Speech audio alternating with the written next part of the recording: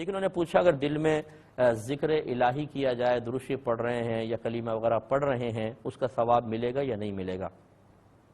دیکھیں، ایک تو حدیث میں اگر نبی کریم صلی اللہ علیہ وسلم نے ارشاد فرمایا کہ تم یہ پڑھو گے تو یہ ثواب ملے گا، یہ اتنی تعداد میں پڑھو گے تو یہ ثواب ملے گا، تو جہاں حدیث میں پڑھنا فرمایا گیا اور اس کے ساتھ کسی فضیلت کا ذکر ہوگا تو پڑھنے کی شرعی تعریف یہ ہوتی ہے کہ اتنی آواز سے کہنا کہ آپ کے اپنے کان اپنی آواز کو سن لیں، پھر تو یہ سمجھیں کہ وہ فضیلت جو حاصل ہونی ہے وہ اسی کے ساتھ مقید مانی جائے گی۔